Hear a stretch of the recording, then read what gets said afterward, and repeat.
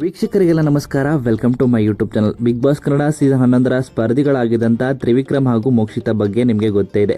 ಇನ್ನು Bigg Boss Kannada season 12ರ ಮನೆಗೆ ಸೀಸನ್ 11ರ ಕೆಲವು ಸ್ಪರ್ಧಿಗಳು ಬಂದಿದ್ರು. ಅದರಲ್ಲಿ ತ್ರಿವಿಕ್ರಮ್ ಹಾಗೂ ಮೋಕ್ಷಿತಾ ಕೂಡ ಬಂದಿದ್ರು. ಬಿಗ್ ಬಾಸ್ ಶೋನಿಂದ ಏನು ಬದಲಾಗಿದೆ ಎಂದು ಅವರು ಹೇಳಿಕೊಂಡಿದ್ದಾರೆ.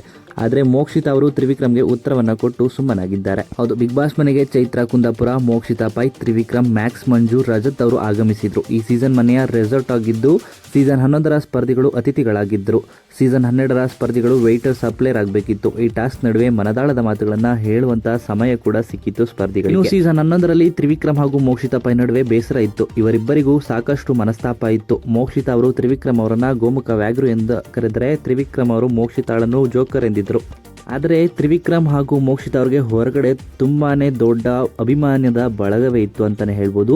ತ್ರಿಮೋಕ್ಷಿ ಎಂದು ಹ್ಯಾಶ್ಟ್ಯಾಗ್ ಕ್ರಿಯೇಟ್ ಕೂಡ ಮಾಡಿದ್ರು. ಬಿಗ್ ಬಾಸ್ ಟಾಸ್ಕ್ ನೀಡಿದಾಗ ಮೋಕ್ಷಿತಾ ಪೈ ಮಾತನಾಡಿದ್ದು, ಬಿಗ್ ಬಾಸ್ ಮನೆಯಲ್ಲಿ ನಾನು ಹೆಚ್ಚು ನಾಮಿನೇಟ್ ಆಗಿದ್ದೆ, ಹೀಗಾಗಿ ಫಿನಾಲೆವರೆಗೂ ಹೋಗ್ತೀನಿ ಅಂತ ಸತ್ಯವಾಗ್ಲೂ ಅಂದುಕೊಂಡಿರಲಿಲ್ಲ.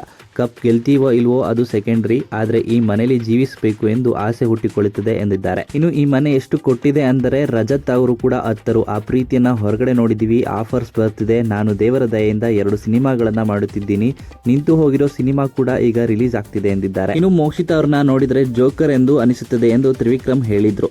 ಫಿನಾಲೆಯಲ್ಲಿ ನಾನು ಟಾಪ್ 4 ಅಲ್ಲಿದ್ದೆ, ಈಗ ಹೇಳಿದೆ ಎಂದು ತ್ರಿವಿಕ್ರಮ್ ಬೇಸರ ಮಾಡಿಕೊಳ್ಳೋದು ಬೇಡ, ಬೇರೆಯವರ ಹಿಂದೆ ಈ ಮಾತು ಹೇಳಿಲ್ಲ, ನಿಮ್ಮ ಮುಂದೆ ಹೇಳಿದೆ ಎಂದಿದ್ದಾರೆ ತ್ರಿವಿಕ್ರಮ್ ಅವರು. ಈ ರೀತಿಯಾಗಿ ಮನದಾಳದ ಮಾತುಗಳನ್ನ ಹಂಚಿಕೊಂಡಿದ್ದಾರೆ ಅಂತಾನೆ ಹೇಳ್ಬೋದು. ಇನ್ನು ಈ ವಿಡಿಯೋ ನಿಮ್ಗೆ ಇಷ್ಟವಾಯಿತು ಅಂದರೆ ವಿಡಿಯೋಗೆ ಲೈಕ್ ಮಾಡಿ. ಬಿಗ್ ಬಾಸ್ ಕನ್ನಡ ಸೀಸನ್ 12ರ ಮತ್ತಷ್ಟು ಹೆಚ್ಚಿನ ವಿಡಿಯೋಗಳಿಗಾಗಿ ನಮ್ಮ ಚಾನಲ್ಗೆ ಸಬ್ಸ್ಕ್ರೈಬ್ ಮಾಡಿ. ಇನ್ನು ತ್ರಿವಿಕ್ರಮ್ ಹಾಗೂ ಮೋಕ್ಷಿತಾ ಜೋಡಿ ಬಗ್ಗೆ ನಿಮ್ಮ ಅನಿಸಿಕೆಯನ್ನ ಕಮೆಂಟ್ ಮೂಲಕ ಕಮೆಂಟ್ ಮಾಡಿ ತಿಳಿಸಿ.